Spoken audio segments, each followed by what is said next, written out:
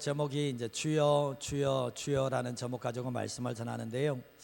우리가 기도를 할 때 보면 한 번 주여라고 하면서 기도할 때가 있는가 하면 이제 절박해질 때 주여 주여 주여 세 번 이러면서 기도를 합니다. 근데 이 기도가 한국에서 나왔잖아요. 한국에서 이 기도를 하거든요. 근데 주여 주여 주여 세 번이나 반복되는 그 구절에 오늘 본문밖에 없어요. 주여 들으소서, 주여 용서하소서, 주여 들으시고 지체치 마소서, 이런 내용이 나오잖아요. 오늘 이 제목 가지고 또 말씀을 우리가 들을 때 하나님께서 우리에게 깨달음을 주시는 복된 자리가 되기를 주님의 이름으로 축복합니다. 신앙생활 할 때 보면 세상 걱정이 많은 사람들이 있어요. 세상 걱정이 있는 사람들, 염려가 많은 사람들은 은혜의 자리에서도 은혜를 못 받아요. 왜냐하면 정말 말씀을 듣고 함께 예배하는데도 머릿속에 뭐가 있는 겁니까? 염려와 걱정이 가득 차인 사람들이 있어요. 내가 무엇을 먹을까, 어떻게 살까, 염려가 가득한 사람들은 이 걱정과 염려를 버리지 않는 한 은혜가 부어지지 않는다는 거죠. 이 예배 자리에서 보면 염려가 많은 사람들, 걱정이 많은 사람들은 얼굴을 보면 나와요. 예배 자리에 와서 우리의 마음을 쏟아놓고 하나님을 마음껏 기뻐하는 자리에 염려가 많은 사람들은 하나님께 집중을 못해요. 마음을 올려드리지 못해요. 그러니까 예배 들어오고 난 뒤에 은혜 받고 다시 용기를 가지고 삶을 살아가야 되는데, 은혜 받지 못하면 어떻습니까? 나갈 때 뭐죠? 들어올 때 왔던 그 모든 염려를 또다시 가지고 나가는 거예요. 그런 반복의 삶이 아니라 오늘 또 은혜 받고 세상 걱정 버리고 주님 의지하고 살아가는 우리 모든 성도 되시기를 주님의 이름으로 축복합니다. 옆에 분 얼굴 한번 보세요. 은혜가 넘치십니까? 은혜가 넘치십니까? 예, 이제 은혜 넘치는 얼굴로 살아가시기를 바랍니다. 우리가 하나님의 사람은 시대나 환경을 탓하지 않습니다. 하나님의 사람들은 시대나 환경을 탓하지 않습니다. 이유가 뭐냐 보면 시대와 환경을 탓하는 것은 어리석은 일이기 때문에 그렇습니다. 우리가 잘 아실 겁니다. 시대를 탓한다고, 환경을 탓한다고 해서 달라질 것이 있습니까? 내가 원망불평한다고 해서 달라질 것이 있습니까? 없습니다. 정말 우리가 탓하기 전에 내게 주어진 상황은 일단 받아들이셔야 돼요. 지금 정부도 일단 받아들이셔야 되는 거예요. 주어진 상황은 원망불평하는 게 아니라 일단 받아들이시는 것이 너무나 중요한데, 변화의 시작은 주어진 상황을 받아들이는 데부터 시작한다는 거예요. 좀 띄워주세요. 변화의 시작은 주어진 상황을 받아들이는 것부터 시작을 하게 되는데, 받아들이고 주어진 상황 속에서 어떤 선택을 할 것인가 생각하며 기도하는 삶을 살아가야 되는데, 하나님의 사람은 불신자들과의 선택과는 달라야 돼요. 불신자들이 보면 선택을 할 때 이런 선택을 한다면, 예수 믿는 사람들이 이런 선택을 똑같이 하고 있다면 그 신앙은 문제가 있는 겁니다. 불신자들은 하나님을 염두에 두고 하나님을 중심에 두고 선택하는 게 아니에요. 그러나 예수 믿는 사람들은 삶을 선택할 때도 하나님을 염두에 두고 하나님을 중심에 두고 선택을 하기 때문에, 불신자들은 믿는 사람을 보면 왜 저런 선택을 하는지 이해를 못하는 거예요. 그러나 예수 믿는 사람들은 무슨 선택을 할 때 하나님을 중심으로 선택하기 때문에 그 중심의 선택이 다른 사람들이 봤을 때는 참 어리석은 선택 같지만 최고의 선택이 되고 가장 탁월한 선택이 될 수가 있게 되는 거죠. 우리가 보면 젊은 세대들의 특징 중에 하나가 이 시대를 보면서, 상황을 보면서 탓하며 원망과 불평을 하기가 너무나 쉽습니다. 근데 젊은 세대들 보면 원망과 불평을 한다고 다른 사람을 탓한다고 해서 뭐가 달라지는가? 달라지지 않습니다. 그래서 우리가 항상 조심해야 될 게 뭐냐 보면, 하나님의 사람들이 이 시대와 이 상황을 탓하기보다는 주님의 뜻 가운데서 주어진 상황을 바라보면서 정말 올바른 선택을 내리는 것이 너무나 중요합니다. 하나님께서 이스라엘 백성들이 더 나은 삶, 더 나은 미래를 위해서 출애굽하도록 만들어줬잖아요. 하나님께서 출애굽하면서 약속의 가나안 땅에 적과 꿀이 흐르는 땅에 넣어주시겠다라고 말씀을 하셨는데, 하나님은 곧바로 넣어주신 게 아니라, 금방 넣어주신 게 아니라 광야 몇 년을 돌았습니까? 40년을 돌았는데, 40년 돌고 난 뒤에 출애굽 1세대가 들어갔습니까? 못 들어갔습니까? 이 약속의 가나안 땅에 못 들어가는 비극적인 상황이 벌어지고 말았습니다. 근데 하나님께서는 왜 광야를 돌고 돌고 또 돌고 말았는가? 근데 이스라엘 백성들을 왜 하나님께서 출애굽시켜줬으면 약속의 가나안 땅에 곧바로 넣어주시지 왜 안 넣어주라는 거예요. 근데 하나님께서는 출애굽에서 광야를 돌게 하신 목적이 있는데, 광야의 목적은 존재와 내면과 태도를 바꾸기 위함이었습니다. 정말 그들이 애굽 땅에서 종노를 하면서 우리는 항상 종이야 노예야 이런 어쩌면 존재를 바꿔내길 위해 원했고, 그들의 마음속 상태가 내면이 억눌러 있는 그 상태가 아니라 자유자의 심령을 갖기를 원했고, 그들의 태도가 원망과 불평이 아니라 하나님께 감사하는 태도를 가지기를 원했는데, 그건 뭡니까? 이스라엘 백성들은 광야길을 걸어가면서 늘 원망 불평하면서 삶을 살았던 것이 그들의 모습이었던 겁니다. 하나님은 염려 버리고 나를 믿으라 그랬지만 이스라엘 백성들은 늘 먹고 마시는 것 때문에 염려하면서 하나님의 은혜를 누리지 못했던 것이 그들의 모습이었던 거죠. 근데 우리가 잘 아시다시피 이스라엘 백성들이 하나님의 진심을 알지 못하니까 늘 원망하며 불평하며 이런 삶을 살던 것처럼, 우리 또한 하나님의 진심을 알지 못하면 우리 또한 원망과 불평의 삶을 살아가기가 쉽다는 것을 알게 됩니다. 제가 한번 질문해 볼게요. 이스라엘 백성들이 광야길을 걸어가면서 원망 불평한다고 해서 달라진 게 있습니까? 원망 불평한다고 해서 달라진 삶이 된다면 염려 걱정 많이 하라 그럴 겁니다. 저도 성도님의 삶 가운데서 여러분의 문제가 있을 때 염려하고 걱정해서 될 것 같으면 많이 하라고 그럴 겁니다. 그러나 염려하며 걱정하면 찾아오는 것은 뭐밖에 없습니까? 불면증하고 질병밖에 없어요. 그것밖에 찾아오지 않습니다. 근데 이스라엘 백성들이 늘 원망하고 불평했을 때 하나님은 정말 약속의 가나안 땅에 2주만 더 들어가게 해줄 수 있는데 40년이 연장되어지는 일들이 있게 되었는데, 우리의 삶 가운데도 그렇습니다. 원망하며 불평하는 삶 속에서는 하나님의 역사가 계속해서 뒤로 밀어줘요. 계속해서 역사가 오지 않을 수가 있다는 것도 생각하셔야 되는데, 이스라엘 백성들이 이 광야에 주어진 삶에 적응하면서 자신의 존재와 자신의 신앙을 바꾸려고 몸부림쳤다면 정말 빠른 시간 안에 약속의 가나안 땅에 들어갔을 것이 분명하다는 것입니다. 그러나 그들의 존재가 달라지지 않고 그들의 신앙이 달라지지 않았을 때 약속의 가나안 땅의 문은 닫혀버려 버린 일들이 있게 되었던 겁니다. 모든 것이 부족하고 모든 것이 불편한 과정의 삶이라 할지라도, 광야의 삶이라 할지라도 하나님이 계세요. 그래 하나님께서 모든 것을 다 공급해 주고 계세요. 그리고 하나님께서 또 자유를 주셨고 약속의 가나안 땅에 들어가게 해줄 거라고 약속하셨다면 그 약속을 믿고 감사하는 삶을 살아갔어야 되는데, 그런 삶에 실패를 하게 됐던 거죠. 광야라는 것은 모든 것이 다 불편하지만 오직 하나님 한 분만으로 충분한 인생을 살아가며, 그리고 또 그런 삶의 끝에서 약속의 가나안 땅에 들어갔어도 하나님만 섬기게 된다는 것을 알게 되는데, 광야는 이스라엘 백성들에게 복이지 저주가 아니었다는 것을 알게 됩니다. 자, 오늘 우리가 선지서 말씀을 계속해서 보고 있는데, 선지서 말씀의 대부분의 내용이 약속의 가나안 땅에서 하나님을 섬기지 않음으로 말미암아 쫓겨나서 포로로 잡혀가는 그러한 일들이 선지서에 많이 등장하고 있거든요. 하나님은 포로로 잡혀가기 전에 회개해라, 다시 돌아와라, 늘 선지자를 통해서 말씀을 하지만 이스라엘 백성들은, 유다 백성들은 돌아오지 않았습니다. 기회의 시간을 엄청나게 많이 주셨음에도 하고 돌아오지 않음으로 말미암아 이 북이스라엘은 아수르의 멸망을 하게 되고 남유다는 이 바벨론의 멸망을 하게 됐는데, 이 남유다가 멸망할 때 3차에 걸쳐서 바벨론의 침공이 있고 3차의 침공 후에 멸망을 하게 되는데, 1차 침공 때는 BC 605년에 바벨론에 다니엘이 끌려가게 됩니다. 그리고 2차 침공은 597년 BC 597년에 쳐들어와서 오염을 당하게 되고 이때 에스겔이 잡혀가게 되죠. 그래서 3차 이 침공 때는 586년에는 이 남유다가 멸망을 하는 일들이 일어나게 되었습니다.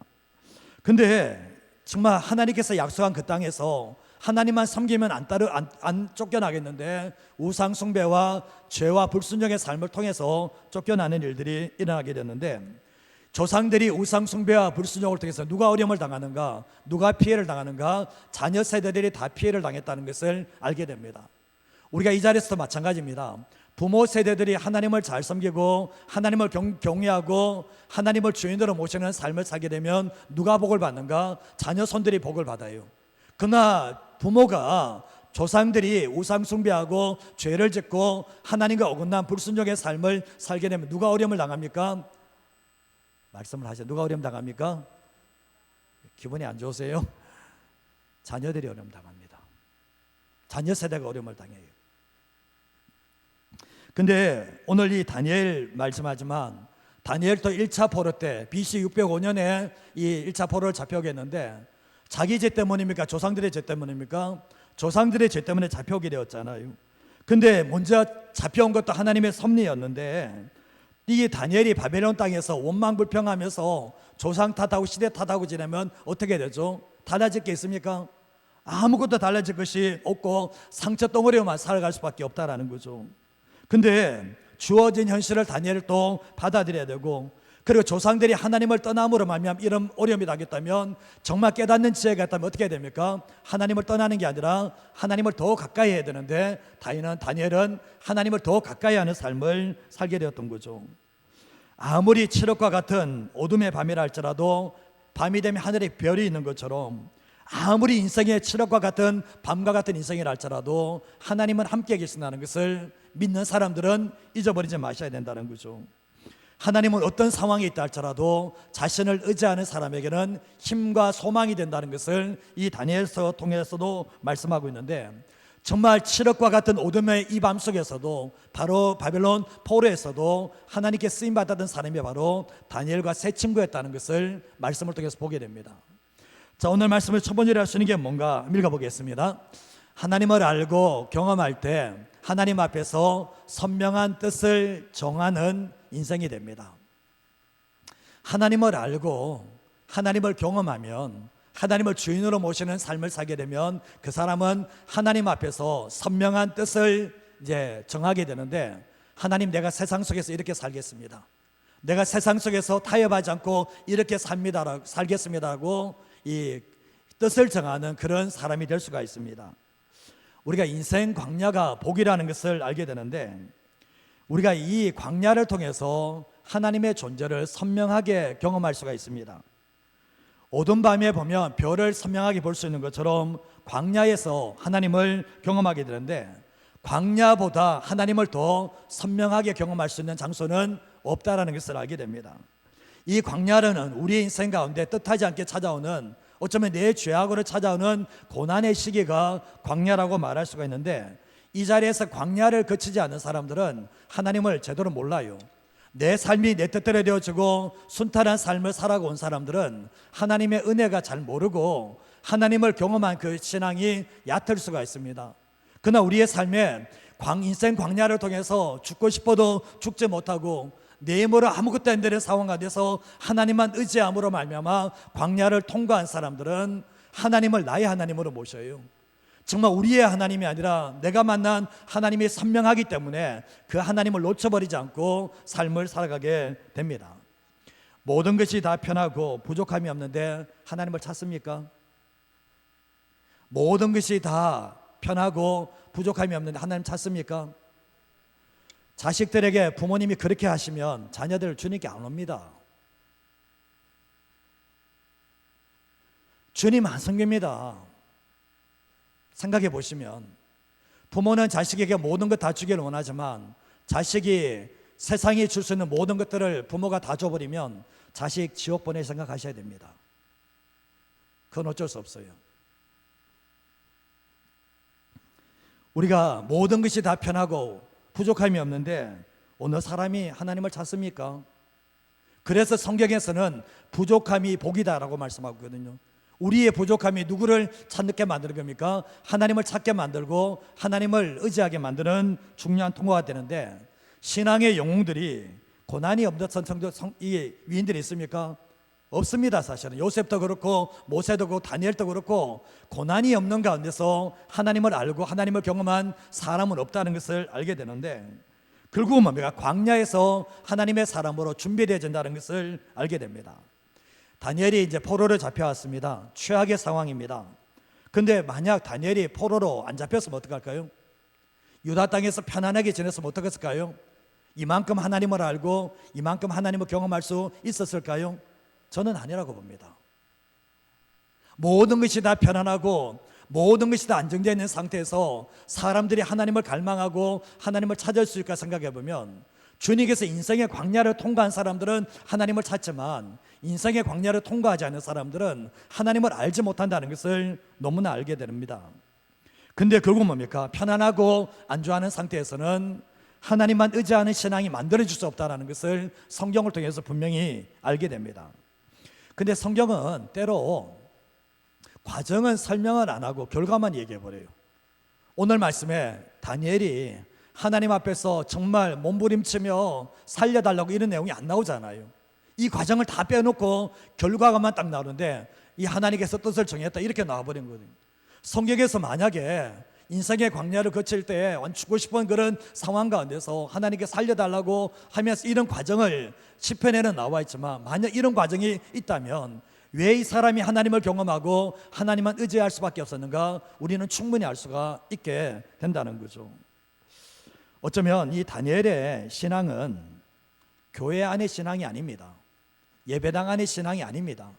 정말 이 바벨론 포로로 잡혀가서 마음껏 예배할 수 있는 장소도 없잖아요. 물론 예배는 할 수 있지만, 그러나 이 다니엘의 신앙, 온실화 속의 화초의 신앙이 아니라 마치 잡초와 같이 밟아도 하나님을 의지하는 신앙이 됐다는 것을 알게 되는데, 세상적인 그리스도인이 아니라 세상 속의 그리스도인으로 살아가는 이 모습을 보게 됩니다.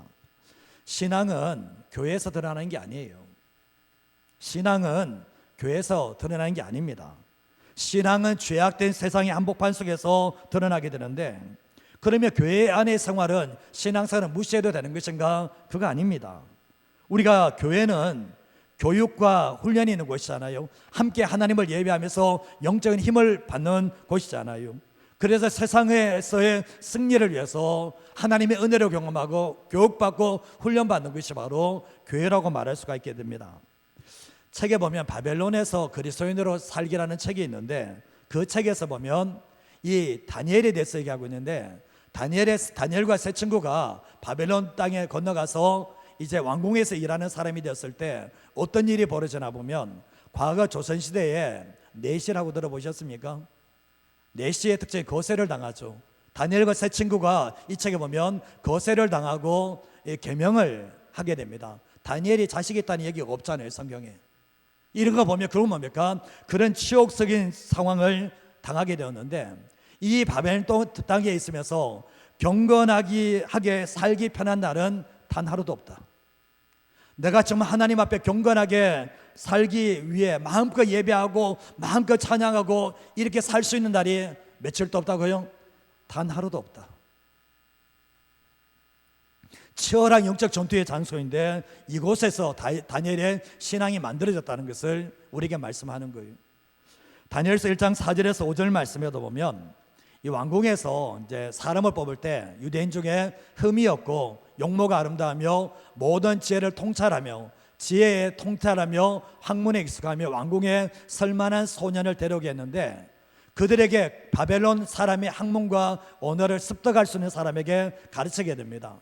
그리고 5절 말씀에 넘어가면 정말 이렇게 왕이 지정하여 그들에게 왕의 음식과 그가 마시는 포도주에서 날마다 쓸 것을 주어서 몇 년을 기릅니까? 3년을 기르게 됩니다. 그리고 왕들 앞에 서게 만들었는데, 근데 왜 이렇게 하는 겁니까? 유다 백성을 바벨론화 시키기 위해서 이렇게 학문과 언어를 가르치면서 왕이 지정한 음식을 먹게 만들었는데, 살아남기 위해서는 어떻게 됩니까? 살아남기 위해서는 타협을 해야 돼요. 내가 이 바벨론 땅에서 그래도 생존해 살려면 타협하며 살게 되는데, 신앙이 준비되지 않으면 세상에 들어가면 어떻게 됩니까? 적당히 타협하면서 생존과 성공을 위해서 삶을 살아갈 수밖에 없지만, 다니엘은 그런 삶을 선택하지 않았다는 것을 알게 돼요. 우리가 다니엘서 1장 8절과 9절 말씀에도 보면, 다니엘이 뜻을 정해서 왕의 음식과 그가 마시는 포도주로 자기를 더럽히지 아니하리라고 자기를 더럽히지 않도록 환관장에게 구하게 되는데, 하나님이 다니엘로 하여금 환관장에게 은혜와 긍휼을 얻도록 만들었다 얘기합니다. 뜻을 정하면 하나님이 도와줘요. 하나님만 섬기겠다 뜻을 정하면 하나님이 도와주지만, 뜻을 정하지 않으면 하나님이 도울 수가 없다는 것을 알게 됩니다. 근데 우리가 잘 아시다시피 하나님을 모르는데 뜻을 정할 수 있습니까? 우리가 8절 말씀을 보시면, 왕의 음식과 그가 마시는 포도주를 자기를 더럽히지 않는다 했을 때, 그러면 이 왕의 이 음식과 포도주에 뭐가 있다는 겁니까? 이게 죄가 있다는 것을 얘기하는 거잖아요. 우상에 드려진 제물이라는 것은 우리가 쉽게 알 수가 있는 거잖아요. 근데 이것을 더럽히지 않기 위해서 환관적인 요청을 하게 되었는데, 하나님을 알지 못하는 사람이 정말 이렇게 선택하고 결단할 수는 없다라는 것을 알게 되는데, 하나님, 이 다니엘은 이 인생의 고난의 시기 속에서 하나님을 알고 하나님을 경험했기 때문에 오직 하나님만 섬기겠다는 그 뜻을 정하는 결단을 내나가는 모습을 보게 됩니다. 요셉도 마찬가지죠. 아버지 집에 있을 때는 편안하게 지냈잖아요. 그러나 애굽의 노예로 잡혀가면서 인생의 광야 속에서 하나님을 알고 하나님을 만남으로 말미암아 하나님만 섬기는 그런 삶을 살았다는 것을 우리는 알게 됩니다. 우리의 삶의 치열한 세상, 죄악된 세상, 왕이 신이 된 세상에서 오로지 하나님만을 섬기기로 결단한 것은 쉽지 않은 선택이라는 것을 우리는 충분히 알게 됩니다. 우리가 신앙생활 할 때 보면 하나님이 내 마음의 중심에 가득 차면 이게 삶으로 나와요. 하나님의 은혜가 내 안에 가득 차고 정말 하나님의 내 인생의 주인이라는 것이 내 심령을 가득 차게 되면 내 삶에도 나오지만, 내 심령에서 차지 않는 것은 내 삶으로도 안 나오는 거예요. 이게 특징이에요. 철저하게 내 안이 하나님으로 채워지면 내 삶 속에서도 하나님 섬기는 것으로 나오지만, 내 심령이 하나님만 섬기는 심령이 되지 않으면 내 삶 속에서도 하나님만 섬기는 신앙이 될 수가 없다는 것을 우리는 삶을 통해서 충분히 알게 됩니다. 진정한 신앙인은 평범한 날에는 잘 안 보이는 것 같아요. 그러나 위기의 순간 되면 어떤 사람이 신앙이 탁월한지가 선명하게 보여지게 되는데, 내 마음에 세상이 들어와 있는데, 세상이 내 마음에 들어와 있는데 그 사람이 하나님을 섬긴다고요? 그럴 수는 없는 거예요. 내 마음에 세상의 염려와 걱정이 다 가득 차 있는데 내가 하나님을 주인으로 모신다고요? 그럴 수는 없다는 것을 알게 됩니다. 근데 다니엘이 출세한다려고 하면 어떻게 해야 됩니까? 뜻을 정해야 됩니까? 안 정해야 됩니까? 하나님 앞에 뜻을 정해야 되는 거 안 정해야 돼요? 하면 안 되죠. 왕이 하라는 대로 다 해야 되죠. 하나님 앞에 뜻 정하면서 왕이 주는 음식 안 먹겠다, 포도주 안 마시겠다, 이렇게 할 필요 없잖아요. 내가 출세하고 성공하는 것이 내 목적이라면 이렇게 할 이유가 없잖아요. 그러나 다니엘의 특징이 뭡니까? 나 출세 안 해도 된다는 거죠. 나 성공 안 해도 된다는 거죠. 그러나 하나님만 섬기겠다라고 결단했을 때 누가 도와주십니까? 하나님이 도와주시는 하나님의 역사가 있게 되었던 거죠. 우리의 삶에도 그렇습니다. 세상에 살다 보니까 어쩔 수 없었다고, 그거 주님 앞에 할 얘기는 아니에요. 세상에 살다 보니까 어쩔 수 없어 타협했다고 주님 앞에 이야기하면 야단 듣습니다. 그거 우리가 세상의 흐름이 아니라 하나님의 흐름 속에 자신의 인생을 맡기는 사람이 되려면 흔들리지 않는 하나님에 대한 신앙이 있어야 되는데, 하나님에 대한 신앙은 하나님을 알고 경험할 때만 나타난다는 것을 알게 됩니다. 우리의 삶의 고난을 겪어보셔야 돼요. 정말 인생의 고난을 한번 겪어보시면서 내가 아무것도 할 수 없는, 정말 내가 더 이상 할 수 없는 존재라는 것을 깨달을 때 비로소 우리가 주님께 도움을 요청하게 되고 주님께서 우리에게 찾아오시는 하나님의 역사를 경험하게 됩니다. 근데 우리가 보면 예수 믿고 난 뒤에, 하나님 믿고 난 뒤에 주님 외에는 내가 다 잃을 수 있다, 주님 외에는 내가 다 잃어버려도 괜찮다, 이런 마음을 가진 사람들은 세상 속에서 더 이상 물러서지 않습니다. 강하고 담대한 마음으로 살아갑니다. 이 다니엘도 그렇잖아요. 주님 외에는 내가 다 잃어도 된다는 거예요. 그런 신앙으로 살았을 때 하나님께서 그 삶을 역사하셨는데, 지혜와 명철은 하나님께 뜻을 정한 사람에게 주어진다는 것을 알게 됩니다. 다니엘서 1장 17절 말씀을 같이 한번 읽어보겠습니다. 하나님이 이 네 소년에게 학문을 주시고 모든 서적을 깨닫게 하시고 지혜를 주셨으니 다니엘은 또 모든 환상과 꿈을 깨달아 알더라. 그리고 뒤에 보면 하나님께서 애굽의 술객과 박수보다도 10배의 지혜를 주셨다. 그러고 10배라는 것은 숫자적인 10배가 아닙니다. 세상이 감당할 수 없는, 세상이 따라갈 수 없는 하나님의 완벽한 지혜를 다니엘에게 부어주시는 하나님의 역사가 있게 되었습니다. 뭐 때문에 그렇습니까? 하나님을 알고 하나님을 경험하고 어떻게 합니까? 하나님만 섬기겠다고 뜻을 정하는 삶을 살았을 때 하나님의 지혜가 부어지는 역사가 있게 되었던 거죠. 절대로 세상의 지혜는 하나님의 지혜를 따라갈 수 없어요. 세상의 지혜는 하나님의 사람의 지혜를 따라갈 수 없는데, 다니엘이 마지막 죽는 순간까지 나라가 바뀌고 정권이 바뀌어도 계속해서 그 자리에 머물러 있는 이유가 뭐냐 보면, 하나님만 섬기기로 결정하고 하나님의 지혜가 있었을 때 결국 이러한 삶을 살아갈 수 있었다는 것을 알게 됩니다. 우리의 삶을 살아갈 때도 보면 아무런 뜻도 결단하지 않고, 결단하지 않으면 아무것도 안 달라집니다. 신앙생활 30년 40년 안 달라지는 분들이 뭐냐 보면 하나님만 섬기겠다 결단 안 하잖아요. 하나님만 섬기겠다 결단 안 하면 하나님도 하시는 말씀이, 정말 내가 너에게 뭐 어떻게 줄까? 네가 내 세상의 한복판 속에서 나만 섬기겠다고 결단하지 않는다면 나도 너를 도와줄 수 없다라는 거예요. 우리의 삶을 살아갈 때 하나님 외에 다 잃어버려도 괜찮다 이런 마음 가지면 결단할 수 있습니다. 그래서 우리의 삶을 살아갈 때도 하나님을 아는 것만큼, 하나님을 경험하는 것만큼 우리가 세상을 놓을 수 있는 것이고, 하나님 앞에 결단해 나갈 때 우리의 인생 자체가 절대로 실패하는 인생으로 끝나지 않는다는 것을 잊어버리시고 버리지 않고 살아가는 저와 여러분 되시기를 주님의 이름으로 축복합니다. 하나님이 죽었습니까? 내 삶을 보면 하나님이 죽은 것 같지 않아요. 하나님 살아 계십니까? 그러면 그 사람은 하나님 앞에 뜻을 정했을 겁니다. 하나님의 하나님의 뜻을 정하지 않는 삶 속에는 하나님의 살아계심이 안 보입니다. 그래서 우리의 삶을 살아갈 때도 하나님만 섬기는 삶은 절대 실패가 없다는 것을 기억하고 뜻을 정하는 삶을 살아가는 저와 여러분 되시기를 바랍니다. 두 번째로 설교 뭔가 한번 읽어보겠습니다. 단 하루도 하나님의 은혜와 도움 없이는 살아갈 수 없기에 기도합니다. 기도 왜 안 하는가? 하나님의 은혜와 도우심이 없어도 살아갈 수 있으니까. 기도를 왜 하는가? 하나님의 은혜와 도우심이 없으면 살아갈 수 없으니까 기도를 하는 겁니다. 그렇지 않습니까?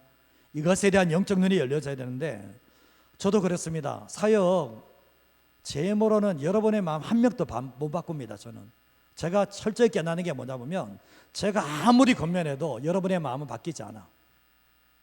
저 압니다 이거.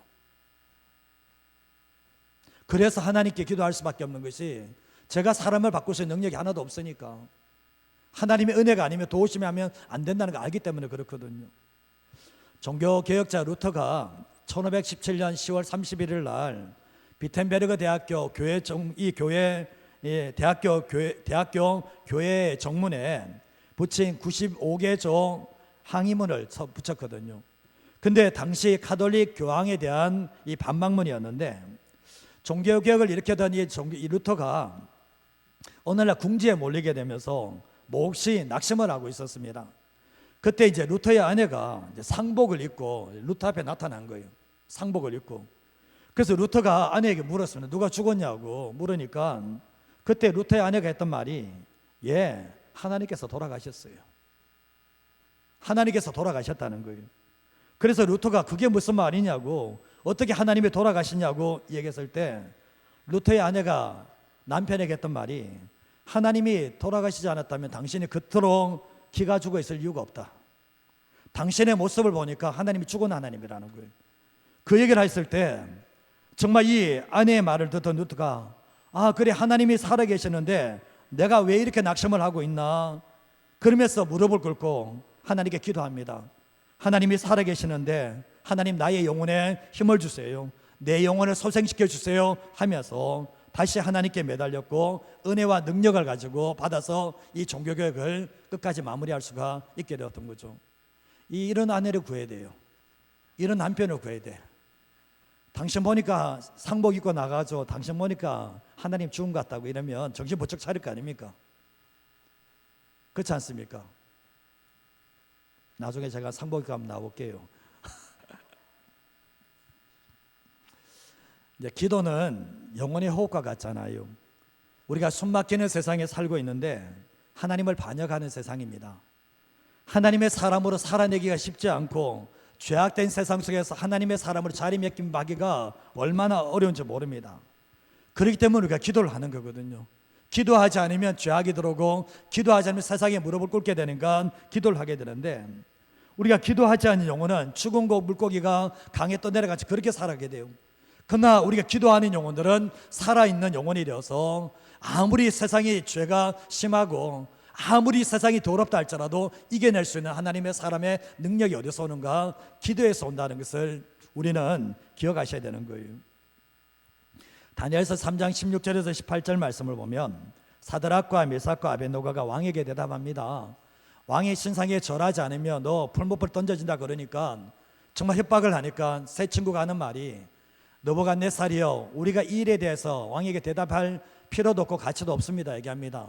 그러면서 17절 말씀에 왕이여 우리가 섬기는 하나님이 계시다면 살아계시다면 우리를 맹렬히 타는 법에서 건져내시겠고 왕의 손에서도 건져내실 겁니다. 혹여나 그게 아니면 그렇게 하지 않을지라도 우리는 왕의 신들을 섬기지도 않고 왕이 세우신 금신상에 절하지도 아니할 줄을 아옵소서 얘기합니다. 자, 우리가 되돌아보면 이 신앙이 죽을 위기 가운데서도 하나님만 섬기겠다고 하는 신앙이 그리고 나중에 풀무불에 던져지게 되는데 기도하지 않고서 됩니까? 기도하지 않고 이런 신앙 된다면 이 땅에 예수 믿는 사람이 다 이렇게 살 겁니다. 기도하지 않고서는 이런 선택을 이런 결단을 할 수가 없어요. 다니엘서 6장 10절 말씀에도 보면 다니엘이 이 조세에 왕의 도장이 찍힌 것을 알고 신하들이 모함하면서 다니엘을 죽이려고 하는 그 도장이 찍힌 것을 알고도 자기 집에 들어가서 어떻게 합니까? 윗방에 올라가 예루살렘으로 향한 창문을 닫고 열립니까? 열고 다 보라는 거죠. 열고 전에 하는 대로 뭐죠? 하루에 3번씩 무릎을 꿇고 기도하며 그의 하나님께 감사했다라고 분명히 말씀합니다. 자기를 죽이려고 하는 거 뻔히 알아요. 그러나 기도를 놓치지 않아요. 내가 여기서 기도 안 하고 타협해버리면 안 된다는 것을 알기 때문에 어떻게 합니까? 전에 하던 대로 하루에 3번씩 무릎을 꿇고 기도하며, 그러면 하루에 3번만 기도한 겁니까? 하루에 3번만 기도한 거예요? 아니요. 모든 시간을 정해놓고 하루에 3번을 기도를 했지만 나머지 모든 삶에도 뭡니까? 치열한 영적 전쟁터에서 기도하는 삶을 살았던 것을 우리는 충분히 알게 됩니다. 우리가 어떤 분들은 그런 모델이 계세요. 나는 생활 속에 기도합니다. 맞는 얘기도 될 것 같지만 틀린 얘기도 됩니다. 다니엘이 내 생활 속에 기도합니다. 이렇게 난 시간 정한 게 아니라 다니엘은 시간을 정해서 기도하잖아요. 그렇지 않습니까? 우리의 삶을 우리는 보면 생활 속에 기도한다는 사람들이 기도 안 하는 사람이 태반입니다. 사실은 그게 잘 안 돼요. 예수님도 뭐죠? 새벽 미명에 시간 정해서 장소 정해서 기도하잖아요. 예수님도 그렇게 하잖아요. 결국 뭡니까? 열심히 사는 것보다 중요한 것은 기도하는 것은 더 중요합니다. 저 따라서 한번 해볼까요? 열심히 사는 것보다 기도하는 것이 더 중요하다. 자, 한번 더 해볼까요? 열심히 사는 것보다 기도하는 게 더 중요하다. 부딪힘 있는 분이 계십니까? 자기 생각 버리세요. 그 생각 가지고 있으면 안 됩니다. 사람의 도움이 아니라 하나님의 도우심을 받으시려면 두 손을 모으고 눈 감고 기도할 때 역사가 납니다. 기도는 쌓여져 있어야 되거든요. 우리가 가만히 보면 이 다니엘의 세 친구가 한순간에 기도해서 풀무불에 안 들어갈 수 있겠습니까? 기도가 쌓여 있는 거거든요. 다니엘이 사자굴에 던져질 때도 던져질 수 있는 그런 믿음이 있는 겁니까? 기도가 쌓여져 있기 때문에 이런 것이 되는 것이지, 하루 전날 기도했다고 이런 역사가 일어나는가? 그런 역사는 일어나지 않는다는 것을 알게 됩니다. 기도 없이는 살아갈 수 없다.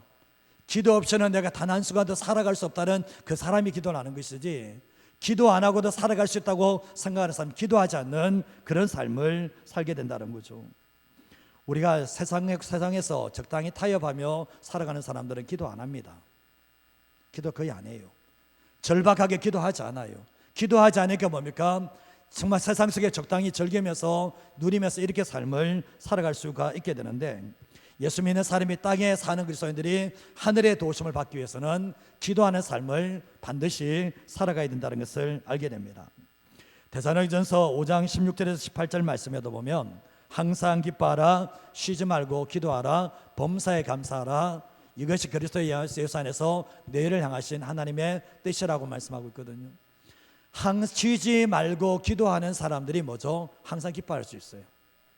쉬지 않고 기도하는 사람이 범사에 감사할 수가 있어요. 그렇지 않습니까? 다니엘이 뭐죠? 쉬지 않고 기도하는 사람이기 때문에 뭐죠? 자기가 죽을 것 알면서 뭐가 뭡니까? 그의 하나님께 감사하는 삶을 살아갈 수가 있게 됐던 거죠. 눈을 뜨면 부족한 게 많고 눈을 뜨면 원망할 게 참 많은데 눈을 감으면 어떻게 합니까? 하나님의 존재만 보이기 때문에 하나님의 은혜를 생각하면서 얼마든지 감사하며 찬양하는 삶을 살아갈 수가 있게 됩니다. 우리의 삶을 살아갈 때도 시간을 정해서 장소를 정해서 기도하는 게 중요합니다. 그리고 또한 정말 일상의 삶 속에 내 모든 삶 속에서 기도하는 마음으로 기도의 생각 가지고 삶을 살아가는 것이 너무나 중요하다는 것을 말씀을 통해서 보게 됩니다. 다니엘과 세 친구가 단 하루도 기도하지 않고서는 하나님의 은혜와 도우심이 없고는 살아갈 수 없기 때문에 기도했다면 우리의 삶 가운데서도 내 힘으로 살아갈 수 있다. 내가 지금까지 모아둔 돈으로 얼마든지 내 미래에 살아갈 수 있어. 그 사람은 기도 잘 안 할 겁니다. 그러나 하나님의 은혜가 아니면 살아갈 수 없다는 그 사람만이 기도할 수 있다는 것을 기억하시며 기도를 선택하며 살아가는 저와 여러분 되시기를 바랍니다.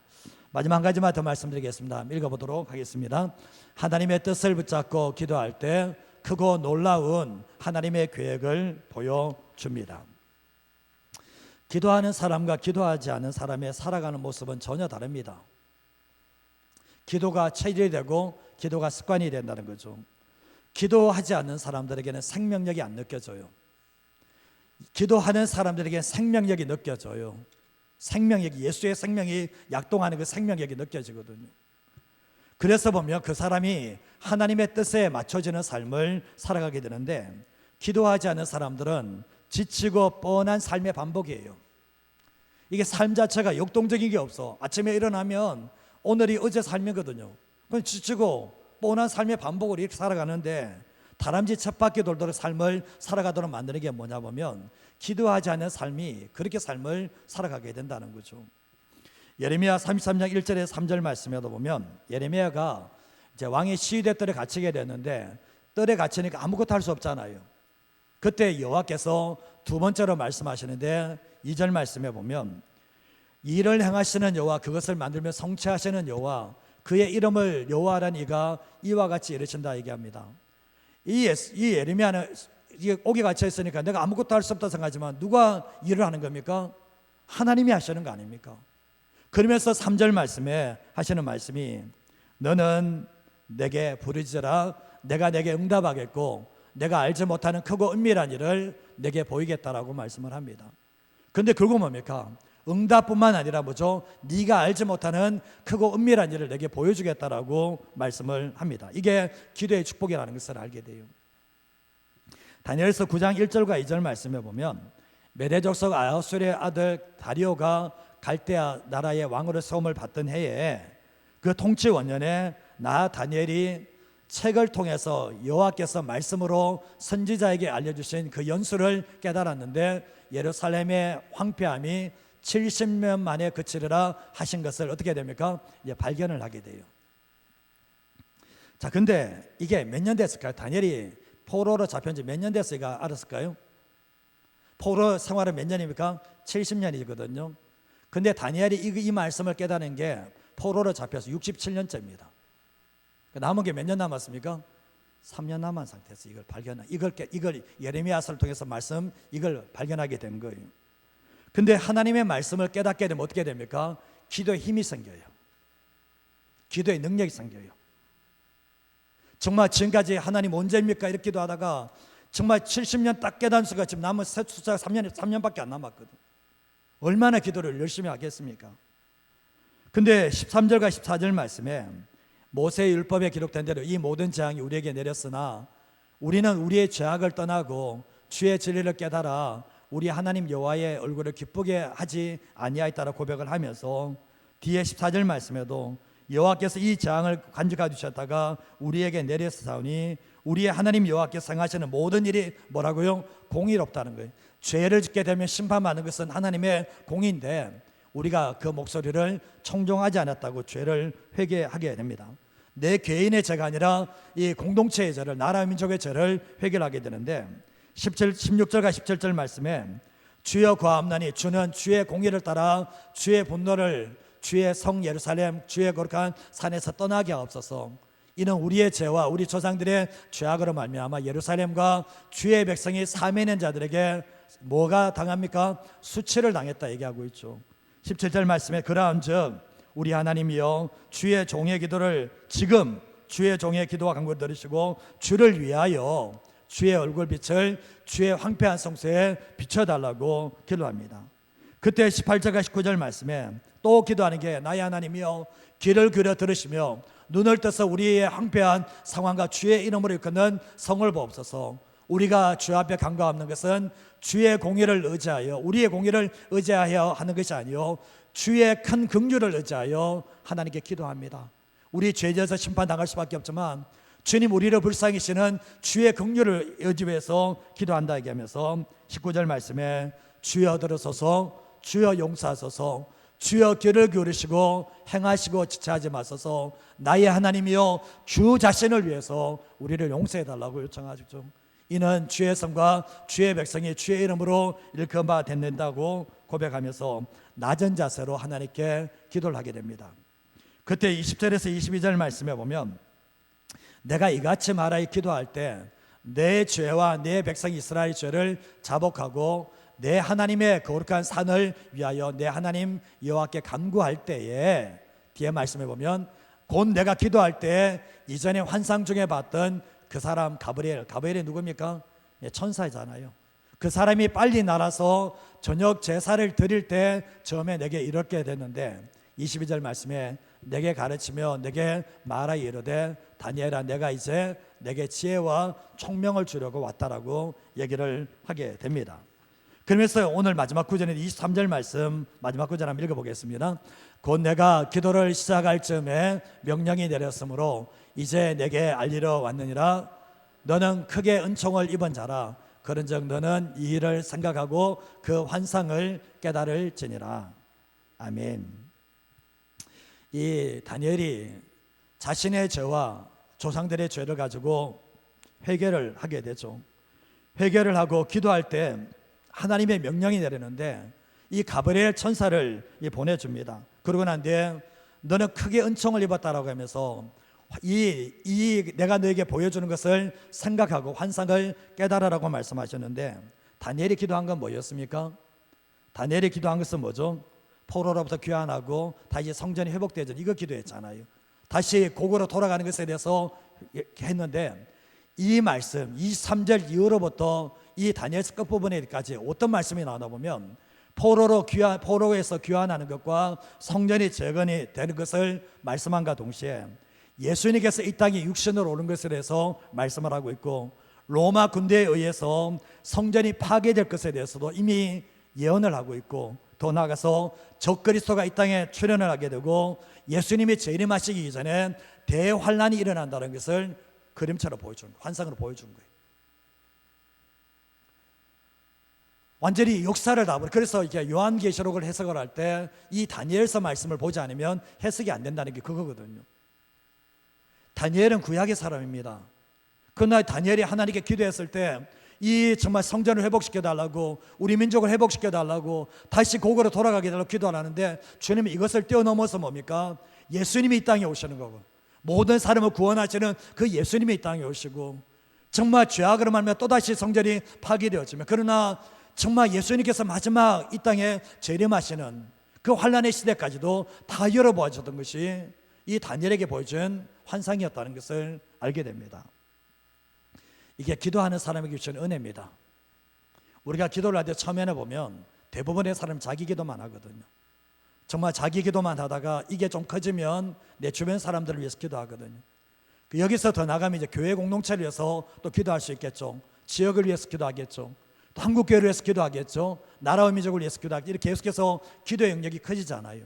근데 기도를 안 하면 하나님께서 우리가 알지 못하는 크고 은밀한 일을 말할 수가 없지만 다니엘이 하나님께 자신을 드리며 하나님께 기도하며 나갔을 때 이 당면한 문제의 응답뿐만 아니라 하나님께서 크고 은밀한 것들을 가르쳐 주시는 하나님의 역사가 있게 되었던 거예요.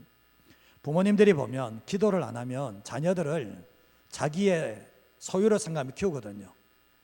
그러다 보니까 어떻게 하냐 보면 이 자녀를 향한 하나님의 크고 놀라운 비밀을 알지 못해. 기도하면 하나님이 가르쳐 주는데 기도하지 않으니까 어떻게 해야 됩니까? 자녀들을 세상적인 자녀로 키워버려요. 내 자녀가 하나님의 자녀이면 부모가 기도하면 이 자녀를 향한 하나님의 계획들을 알게 되면서 그 비전을 자녀들에게 말해줄 수 있는데, 부모가 기도하지 않으니까 내 자녀를 향한 하나님의 계획을 알지도 못하고, 그러니까 계속해서 세상적인 방법으로만 키워버리는 거예요.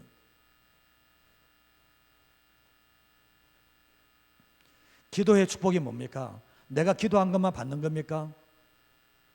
그런 거예요. 구하거나 상관에 더 넘치도록 주지만 하나님께서 이 다니엘을 통해서 정말 예수님께서 이 땅에 오시고 마지막 예수님께서 재림하시는 그 장면 앞에까지 모든 것을 다 열어주시는 하나님의 역사가 있었습니다. 이게 기도하는 사람에게 주시는 축복입니다. 우리는 기도를 너무나 가볍게 여겨요. 기도를 가볍게 여기고 기도할 때도 매가리 하나도 없이 기도하는 사람들이 있습니다. 예수 믿는 사람은 기도가 죽으면 다 죽습니다. 교회요, 기도가 죽으면 다 죽습니다. 제가 주일날 원로 목사님 금요일날 나오신다 그랬죠. 나오셨겠습니까? 안 나오시겠습니까? 나오셔야죠. 중직분들 배짱이 아주 좋습니다. 솔직하게 제가 그렇게 생각합니다. 저는 제가 개인적인 감정이면 절대 얘기 안 합니다. 여러분의 삶에 기도가 죽었는데 삶이 살아난 사람은 아무도 없습니다. 그래서 기도는 거거든요. 하나님께서는 이 다니엘이 말씀을 깨닫고 기도했을 때 하나님의 놀라운 역사가 일어났습니다. 그리고 미래까지 다 펼쳐버렸습니다. 주님은. 우리에게도 그렇지 않겠습니까? 그래서 우리는 신앙생활 할 때도 오늘 이 말씀 속에 우리가 하나님의 뜻을 붙잡고 기도해 나갈 때 크고 은밀한 그것들을 알기 때문에 우리가 좁은 길을 걸어갈지라도 늘 기쁜 마음으로 살아갈 수 있는 하나님의 사람이 될 수가 있습니다. 우리의 삶을 살아갈 때 오늘 이 말씀 기억하시면서 우리가 하나님을 경험하셔야 돼요. 교회 안에서 지금 하나님을 모르는 분들이 계셔요. 내가 머리로 하나님을 안다 그러니까 이거 하나님을 아는 걸로 생각해요. 하나님은 만나지 않으면 그분을 몰라요. 하나님을 경험하셔야 돼요. 그리고 하나님을 경험한 사람들은 기도를 배우셔야 돼요. 정말 하나님의 은혜와 도우심은 다 기도로 통해서 오거든요. 그런데 이 기도를 또 할 때 하나님의 뜻을 알고 기도해 나갈 때 우리의 삶 속에 내가 알지 못하는 크고 은밀한 일을 가르쳐 주시고 나타내시는 하나님의 은혜가 있다는 것을 기억하시면서 살아가는 우리 모든 성도님 되시기를 주님의 이름으로 축복드립니다.